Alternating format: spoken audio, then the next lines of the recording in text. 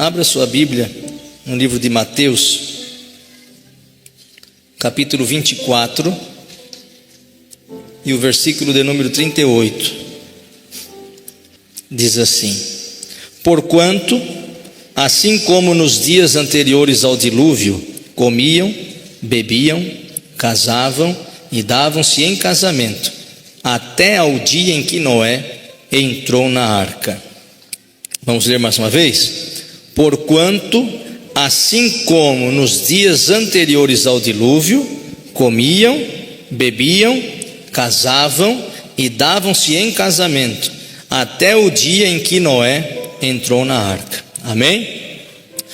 Essa é uma palavra conhecida da igreja, conhecida dos irmãos, mas a palavra de Deus, ela é uma fonte inesgotável. Sempre que nós conhecemos um texto ou uma passagem e nós lemos ela novamente, Deus sempre traz para nós algo novo, um entendimento, e o nome do Senhor é glorificado nisso. Então, essa palavra que eu acabei de ler, ela é muito atual para nós, porque a palavra de Deus, ela é viva para aquele que crê, e ela é tão viva que ela tem o mesmo efeito como no tempo em que as pessoas ouviram essas palavras. Aqui Jesus estava dizendo para quem? Para os discípulos essa palavra, e para as pessoas que o acompanhavam.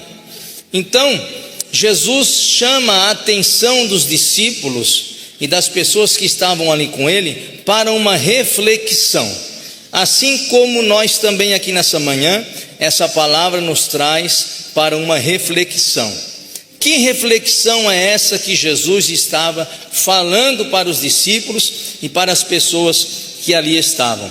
A reflexão é de que o ser humano, todos nós, um dia vamos passar. A nossa geração vai passar, a nossa vida vai passar, e tudo que começa, ele vai ter um fim também. Tudo que se inicia vai ter um fim. E Jesus estava chamando a atenção deles, dizendo para eles também que a vida deles iria passar, que a geração dos discípulos também iria passar, assim como a geração de Noé passou. Jesus então traz essa reflexão e uma sondagem do nosso coração para que de fato, o que é a vida? O que nós fazemos com a nossa vida? Aonde nós iremos chegar? Aonde todo ser humano vai chegar um dia? Era sobre isso que Jesus estava falando. E no capítulo 24 de Mateus, se você ler em casa, você vai perceber que Jesus dá muitos sinais ali.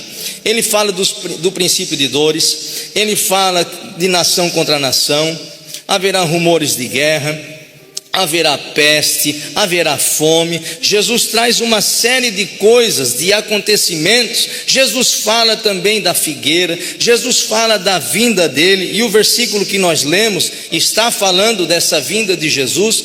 Então Jesus está o quê? Trazendo à memória dos discípulos essa reflexão de que um dia a geração deles também iria passar. Jesus também fala no capítulo 24 que por se multiplicar a iniquidade, o amor de muitos esfriaria, o amor de muitas pessoas chegaria ao fim. Mas Jesus também fala no capítulo 24 que céus e terras passarão, mas a sua palavra jamais vai passar. Aquilo que Jesus falou para nós, aquilo que está na palavra de Deus, ela vai sim cumprir. Por quê? Porque ele é fiel por velar e por zelar pela sua palavra. Então Jesus traz essa reflexão. De que maneira? Usando uma história que era do conhecimento dos discípulos, uma história que era do conhecimento das pessoas. As pessoas que andavam ali com Jesus conheciam a história de Noé. Então Jesus traz essa história para reflexão.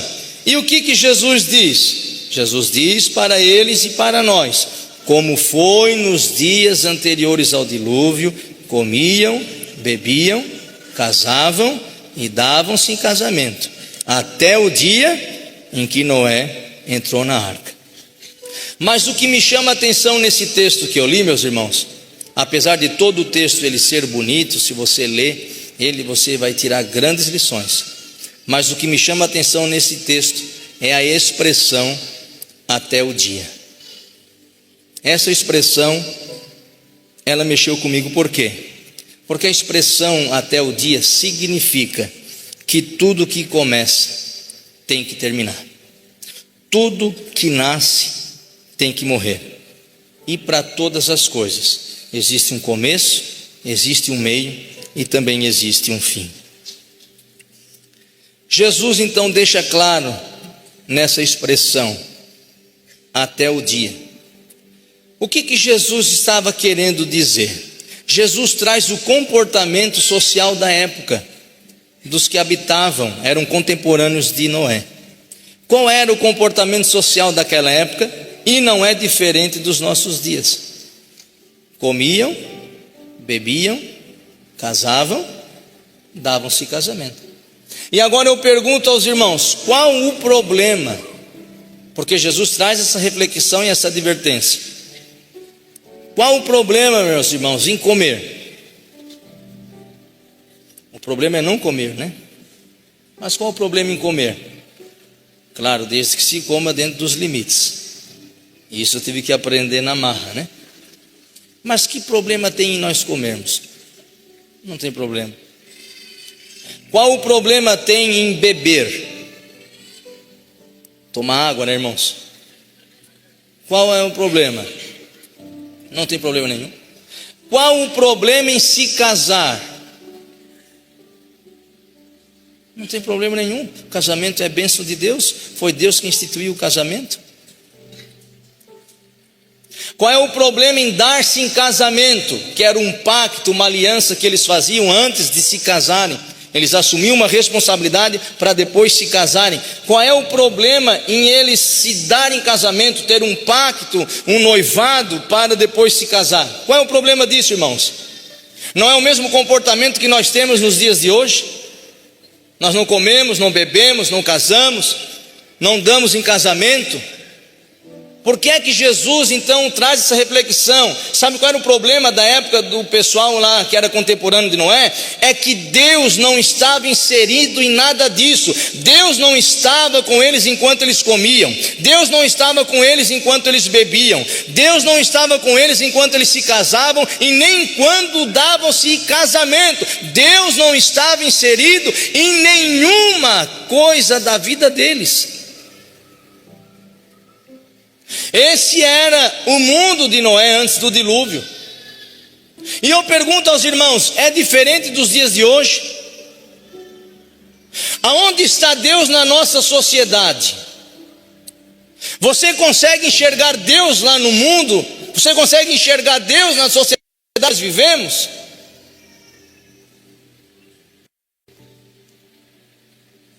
A única reserva moral, meus irmãos, de Deus na terra se chama igreja.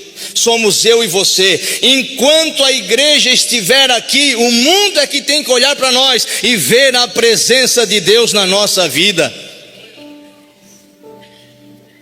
Mas o mundo, ele dita as suas regras, e são regras falíveis, são regras que estão desatualizadas, são regras que não nos trazem esperança nenhuma.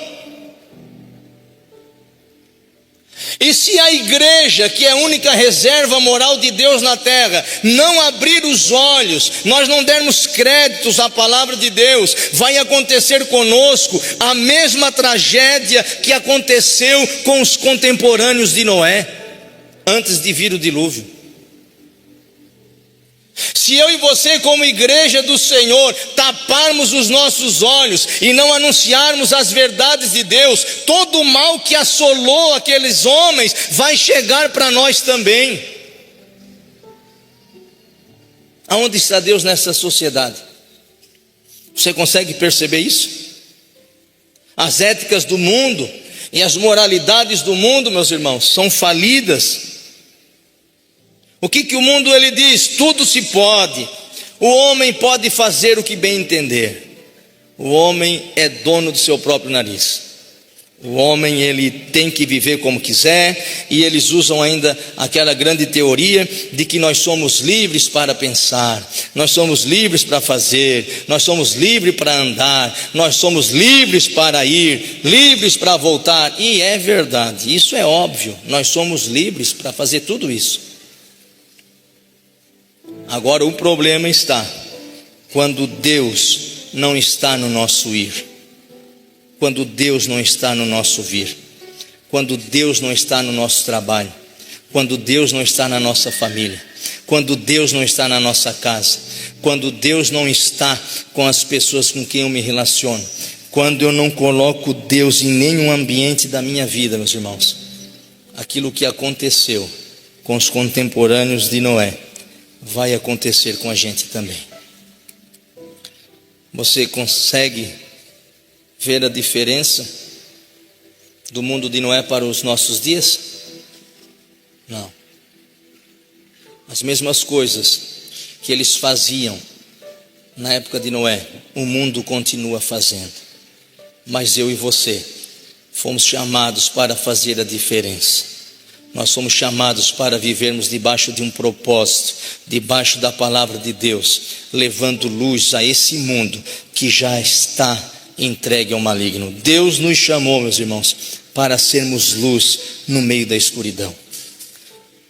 Aí Deus fala o que para Noé? Deus diz: Noé, o pecado desse povo chegou diante de mim. O pecado do homem tem me desagradado, e eu vou destruir a terra por causa deles. E olha o que Deus diz em Gênesis capítulo 6, no versículo 5. O Senhor viu que a perversidade do homem tinha aumentado na terra, e que toda a inclinação dos pensamentos do seu coração era sempre e somente para o mal. O mundo sem Deus continua assim. As pessoas sem Deus continuam assim. O seu coração é inclinado para a maldade, o seu coração é inclinado para a malícia, o seu coração é inclinado para que o irmão se dê mal, o seu coração é inclinado para que a pessoa caia. Quando vivemos uma vida onde Deus não está inserido, tudo que é de mal dentro de nós, nós começamos a colocar para fora. Essa era a geração de Noé. Por isso Deus disse: eu vou destruir essa terra, porque a maldade deles chegou até mim. Olha o que diz Gênesis 6, 11 e 13. Ora, a terra estava corrompida aos olhos de Deus e cheia de violência. Ao ver como a terra se corrompera, pois toda a humanidade havia corrompido a sua conduta, Deus disse a Noé: darei fim a todos os seres humanos, porque a terra encheu de violência por causa deles. Eu os destruirei juntamente com a terra. Deus olha para a terra e vê a maldade dos homens, a inclinação dos homens por não terem Deus na sua vida. Deus então traz uma sentença para aquele povo: eu vou destruir, eu vou acabar com vocês, porque o pecado de vocês chegou diante de mim. Vocês não se arrependem, vocês não se arrependeram, então eu vou trazer juízo sobre vocês. Mas, meus irmãos, o que eu acho lindo é que em meio a todo esse caos, a essa malícia, a essa violência, Deus vê em Noé um homem justo, um homem íntegro no meio da sua geração, e um homem que temia o nome do Senhor. Olha o que diz Gênesis 6, capítulo 6, versículo 8 e 9. A Noé, porém, o Senhor mostrou benevolência. Esta é a história da família de Noé. Noé era homem justo, íntegro entre o povo da sua época. Ele andava com Deus. Meu irmão, e aqui o que a gente tira de lição? Que o cristão, ele não precisa de um ambiente favorável para ser cristão. Nós não precisamos somente andar com crentes para sermos crentes. Às vezes a gente diz: Senhor, está difícil.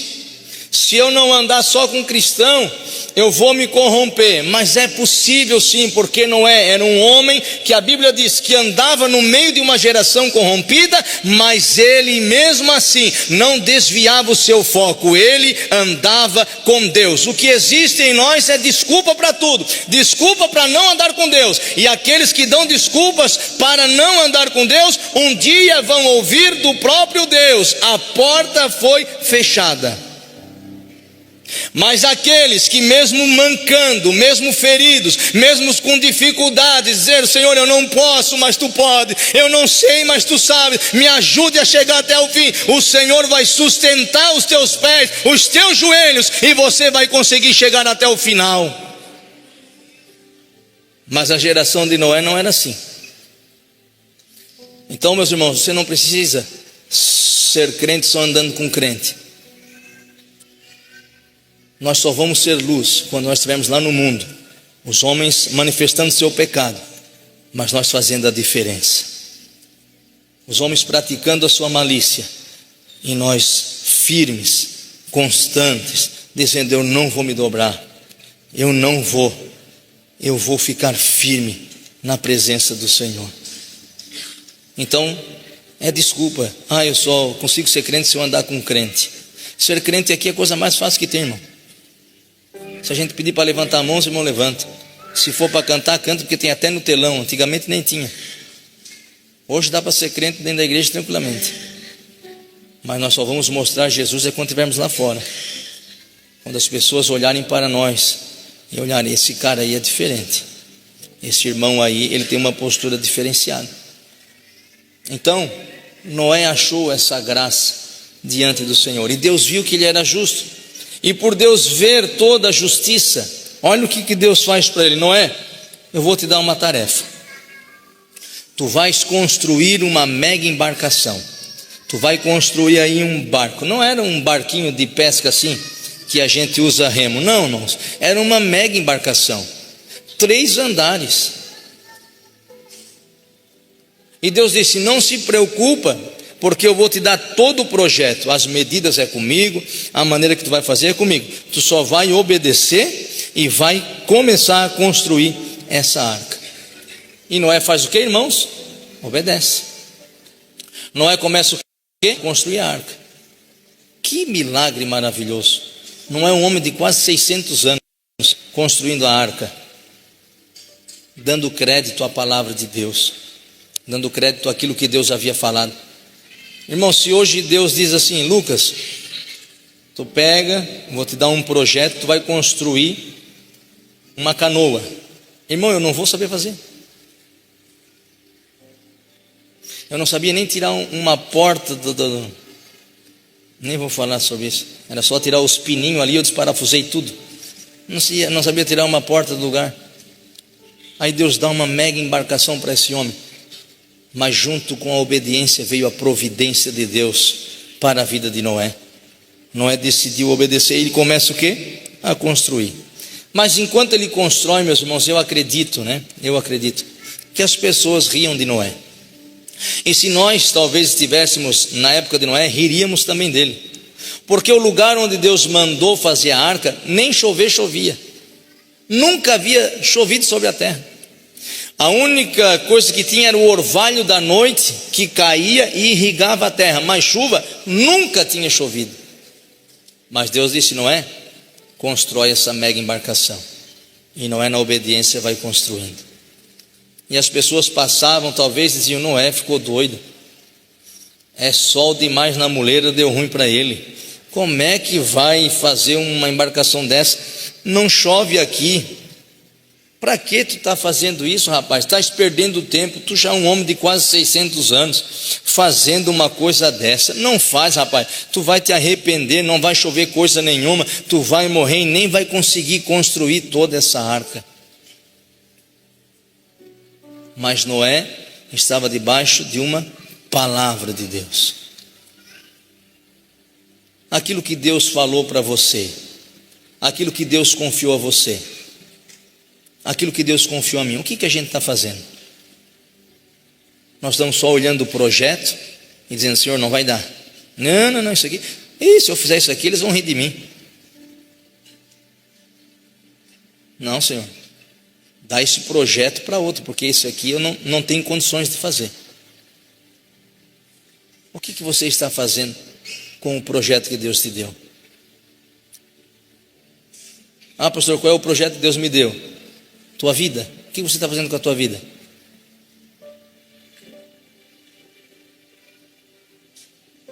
O que você está fazendo com a vida da sua família?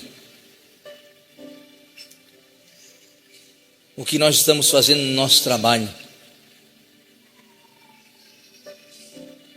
Talvez as pessoas vão rir de nós. Tu vai lá naquela igreja de parede preta. Irmãos, eu ria de igreja de parede preta. Olha eu aí. Eu passava na igreja que era antiga, hoje é o Social 2, né? A Tami gostava já aqui da igreja. Eu cutucava nela, dizia, aí a tua igreja aí, ó. E morria de rir. Às vezes as pessoas vão rir, tu congrega lá. Rapaz, lá não aceita todo mundo como quer. As pessoas vão falar, irmãos, mas não importa o que eles vão falar, porque se Noé desse ouvido ao que as pessoas estavam falando, ele tinha morrido também, porque não ia construir a arca. Então não importa o que as pessoas estão dizendo do propósito que Deus confiou a você, o que importa é que você esteja fazendo e cumprindo a palavra do Senhor, porque é com Ele que nós precisamos prestar contas. É para Ele que um dia nós vamos chegar e dizer, Senhor, está aqui os meus filhos. É para Ele que nós vamos um dia chegar e dizer, Senhor, está aqui a minha esposa, está aqui o meu esposo, está aqui, Senhor, os meus colegas de trabalho, está aqui, Senhor, aquele ministério que o Senhor colocou nas minhas mãos. Noé não se importou com o que as pessoas diziam, ele simplesmente obedeceu. Deus me deu e eu vou cumprir aquilo que Ele fez. Podem rir, podem falar mal, não importa, pode dizer, não vai chover, é loucura um barco desse. Mas se Deus falou, meu irmão, confie na palavra dele, porque Ele é fiel para cumprir. E nós somos o protótipo de Noé, irmãos. Nós somos a igreja mostrando para o mundo o que vai acontecer. Mas às vezes nós também não somos levados em conta. Às vezes nós anunciamos Jesus, as pessoas riem de nós. Às vezes nós falamos do Evangelho, as pessoas tiram sarro. Às vezes nós queremos evangelizar e as pessoas dizem, não preciso disso. Mas quando a arca estava pronta, meus irmãos, Deus dá uma ordem. A Bíblia diz que as comportas do céu se abriram e começou a chover. E na terra também do abismo começou a jorrar água. E naquele amontoado de águas, aquela mega embarcação começou a flutuar. E sabe o que acontece? Aqueles que comiam sem a presença de Deus, aqueles que bebiam sem a presença de Deus, aqueles que se casavam sem a presença de Deus, aqueles que davam-se em casamento sem a presença de Deus, que tinham uma vida separada de Deus, começaram a acreditar. Mas quando acreditaram, já era tarde demais. A porta já estava fechada.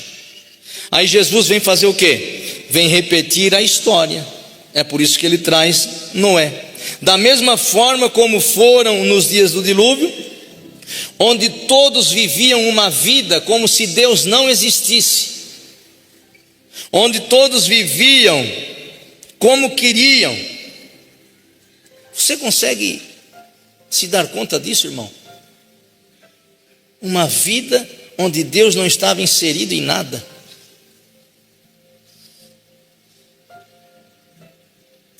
Vivemos às vezes assim. Vivemos como se Deus não existisse. Vivemos uma vida que nós queremos. Já saiu do nosso vocabulário. Se Deus mandar, eu vou. Se Deus quiser, eu vou fazer tal coisa. Mas nós estamos determinando agora o que vamos fazer. Nós estamos dizendo, eu vou fazer tal coisa. Nós dizemos, eu vou comprar, eu vou vender, eu vou viajar, eu vou investir, eu vou me transportar daqui para lá, Eu vou trocar de trabalho, é eu, sempre é o eu. E não inserimos Deus em nada. Somos autônomos no nosso pensamento. E Deus não. Deus não está mais inserido na nossa vida às vezes. Tem diferença dos contemporâneos de Noé? Nenhuma. Eu estava me lembrando agora aqui, no ano de 2019, a minha esposa, ela trabalhava de professora ACT, aquelas que não é fixa, né? Ela todo ano tinha que procurar um emprego, que acabava o contrato, tinha que estar procurando contrato. E ela, em 2019, ficou grávida. E quem é ACT sabe que sempre, todo ano, é aquela correria, tem que ir atrás de emprego, não é fixo, então. E naquele ano, 2019, ela ficou grávida. E quando ela engravidou, nós queríamos ter um filho, né? Eu disse, glória a Deus, junto com um filho, agora também tu não vais ser demitida. Olha que maravilha. Porque eles não vão demitir porque está grávida. Então o que acontece? Tu vai ter final de ano salário, janeiro tu vai ter salário, fevereiro tu vai ter salário. E já fizemos um monte de plano, até onde nós ia sair. E ficamos felizes da vida. Porque ela nunca recebia janeiro e fevereiro, né? Porque não era contratada, só recebia em abril, porque daí começava em março, era um rolo. Aí eu fiquei feliz daí. Eu disse, glória a Deus, vamos. O Natal vai ser um pouquinho mais gordinho. Fiz tudo. Só não fiz uma coisa, irmão. Não inseri Deus em nada. Eu fiz os meus planos. Eu disse, Tami, vai dar certo agora. Última semana de outubro, a minha esposa perde o bebê. Ela estava aqui na igreja. Ela perdeu o bebê. E caiu o meu chão. Eu disse, agora o que nós vamos fazer? Não tem mais 13º, não tem salário de janeiro, não tem fevereiro, lascou. E agora? Mas se Deus quiser, em março tu pega o trabalho e vai dar certo, aí a gente continua na mesma vida. Naquele ano ela não conseguiu pegar trabalho, mas aí eu me lembrei que eu não havia inserido o Senhor nos meus planos. Mas a misericórdia dele foi tão grande que ele não deixou faltar nada, mesmo ela não trabalhando no ano de 2019. Mas eu havia deixado o Senhor de fora. E às vezes nós estamos assim, somos autônomos do nosso pensamento. Eu vou, eu faço, eu tenho, eu posso. Mas a verdade é que a gente não é e não pode nada. Ninguém acordou aqui pela manhã porque é bonito ou porque pode acordar, não, é porque ele chegou primeiro e disse, pode despertar no dia de hoje, meu filho. Então nós não temos o controle de nada. E às vezes nós estamos vivendo a nossa vida assim, autônomos do nosso pensamento. Mas até o dia em que não entrou na arca. Nessa vida tudo vai ter um fim. Nessa vida tudo vai terminar também. Mas Noé levou a família, e quem não conseguiu entrar dentro da arca ficou do lado de fora e não entrou naquela embarcação chamada salvação. Morreram todos. Até o dia, irmãos, nos faz refletir. Até o dia nos faz refletir que Caim matou Abel, até que o seu pecado foi exposto. Deus disse para Caim, aonde está o teu irmão? O que tu fez com o teu irmão? Nós podemos mentir até que a verdade traga tudo à luz. Nós podemos encobrir nossas transgressões até que sejamos flagrados. Nós podemos esconder de tudo e de todos até que um dia não dê certo. Porque todas as coisas têm um começo, mas também têm um fim. Sansão brincou com a fidelidade de Deus, com o chamado que Deus havia dado para ele, até que os seus olhos foram arrancados. Aí ele percebeu tudo o que ele havia perdido, e que já não dava mais tempo dele resgatar aquilo que ele havia perdido. O que muitas vezes nos falta, meus irmãos, é a consciência de que nós estamos levando uma vida como se Deus não existisse, dormindo como se Deus não existisse, acordando como se Deus não existisse, indo trabalhar como se Deus não existisse. Tocamos a semana como se Deus não fizesse parte da nossa vida, e vão passando os meses, os anos, e tudo permanece da mesma maneira. Deus fala com a gente e nós não nos arrependemos. Deus vai trabalhando conosco e às vezes não cedemos. Deus vai nos chamando e nós não damos abertura. A palavra vai nos tocando, mas não nos importamos. Mas tudo isso até o dia que tudo se acabe. Muitas pessoas nos apresentam a Jesus, nos apresentam a Cristo, você não quer, você nega, você diz agora não, até que a oportunidade te seja fechada. Até que você não tenha mais a oportunidade. Alguém nos convida, vamos para a oração, e você diz, não posso, agora não dá, não quero. Até que um dia nós entramos num poço,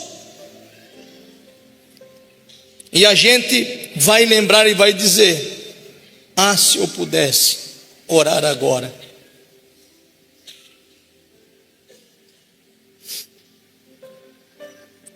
Nós temos a oportunidade de abençoar tantas pessoas, e não fazemos, até que um dia seja roubado de nós todas as possibilidades de nós ajudarmos alguém.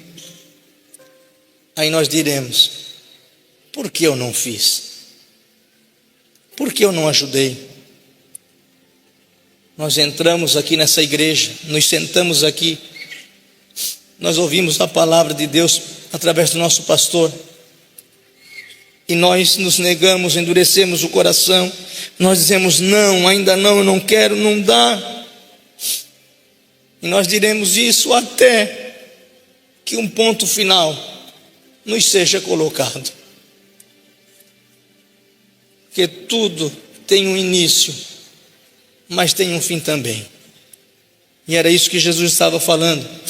A geração de Noé passou, a geração dos discípulos passaram, a geração da minha avó que temia o Senhor e tinha esperança no arrebatamento passou também. E se Jesus não vir em 100 anos, nós também não estaremos aqui. Mas a diferença é, em que lado eu vou estar? Eu vou estar dentro da arca, ou eu vou estar do lado de fora? Olha o que diz 2 Pedro, capítulo 3, a partir do primeiro versículo. É bem extensa essa leitura, mas eu quero ler um pedaço, depois você pode ler em casa. Amados, esta é agora a segunda carta que lhes escrevo. Em ambas quero despertar com essas lembranças a sua mente sincera, para que vocês se lembrem das palavras proferidas no passado pelos santos profetas e do mandamento de nosso Senhor e Salvador, que os apóstolos de vocês lhe ensinaram. Antes de tudo, saibam que nos últimos dias surgirão escarnecedores, zombando e seguindo suas próprias paixões. Eles dirão, o que houve com a promessa da sua vinda? Desde que os antepassados morreram, tudo continua como desde o princípio da criação.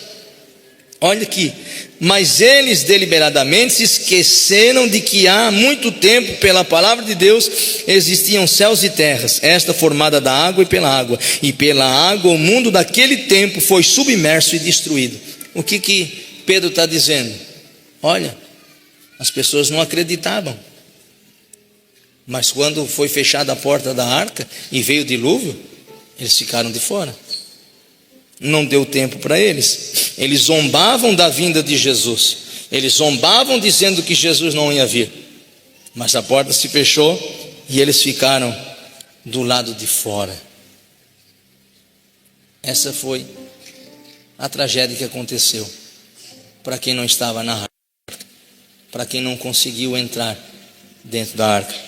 E ele continua aqui dizendo, e uma expressão que Pedro diz, que o dia do Senhor, porém, virá como ladrão. Jesus não é ladrão, né, irmãos? Amém? Amém. Jesus é contra quem é ladrão. Mas se você ler nas Escrituras, o ladrão simboliza aquele que chega sem avisar. Ele não vai dizer que vai lá roubar a sua casa, né? O ladrão não mandou uma mensagem no WhatsApp para você, diz assim: Renan, você vai no culto das 10, deixa a porta aberta, porque eu quero roubar a tua casa hoje. E a hora que eu chegar lá, eu quero também um cafezinho e um pão de queijo. Aí eu como, levo a tua televisão, geladeira, teu celular, teus dinheiro, tudo, né? Então assim, não, o ladrão não vai avisar isso. Quando você vê, já foi, fez a limpa. Jesus está dizendo que vai ser como um ladrão, sem que você perceba. E o que nós vamos estar fazendo, irmãos?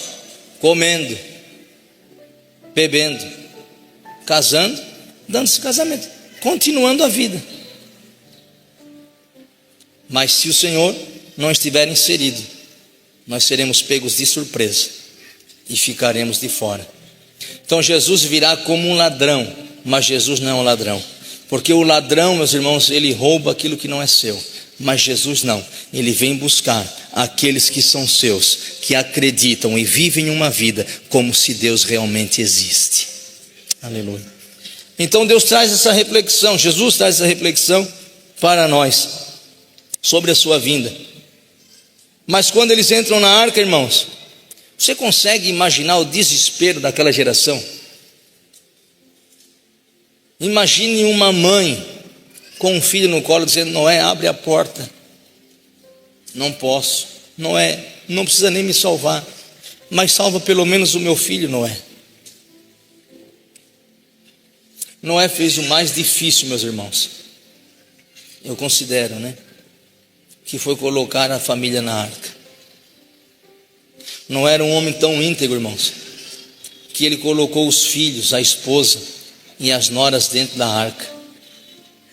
Todo mundo dizendo que ele era doido, mas Noé dando testemunho de Deus, e os filhos vendo no pai um homem de Deus, disseram: pai, todo mundo aí está dizendo que não vai chover, mas eu ainda acredito na palavra que o Senhor deu para você. Nós vamos construir essa arca e nós vamos ser salvos. Será que estamos conseguindo, irmãos, com a nossa postura, colocarmos a nossa família dentro da arca? Ou nós afastamos a nossa família da arca? Ou tomamos algumas atitudes que fazem com que a nossa família nos olhe e diz: eu não quero pegar essa embarcação, isso aí é mais um barco furado do que um barco da salvação.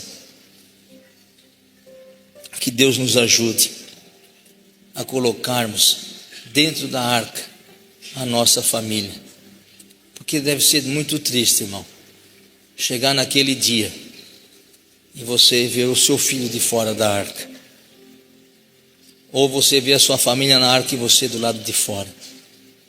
Mas hoje a porta ainda está aberta.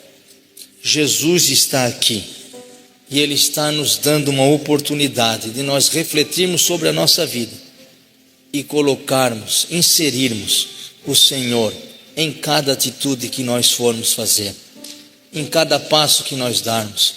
Ao amanhecer, consagrar o dia ao Senhor e dizer: Senhor, esteja comigo no dia de hoje, porque quem ficar do lado de fora da arca vai ser triste, meu irmão, e você não vai poder mais entrar.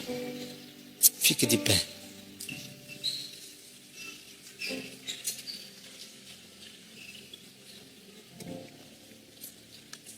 Os olhos do Senhor estão nessa manhã sobre nós, e Ele nos contempla. E eu quero dizer para nós que vale a pena, meus irmãos, qualquer coisa para nós entrarmos dentro dessa arca.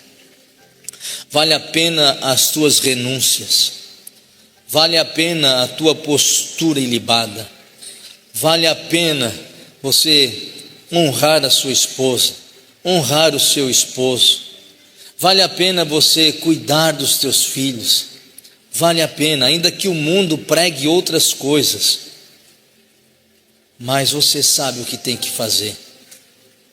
Fique firme nessa palavra. Eu vou cantar um louvor.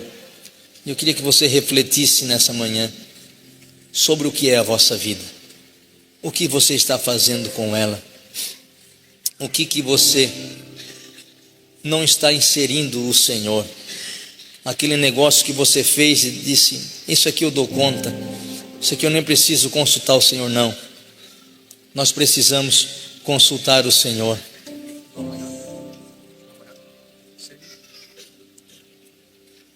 Aleluia. Medite e peça para o Senhor fazer parte da sua vida. A palavra do Senhor vai se cumprir. Persevere, meu irmão, vale a pena.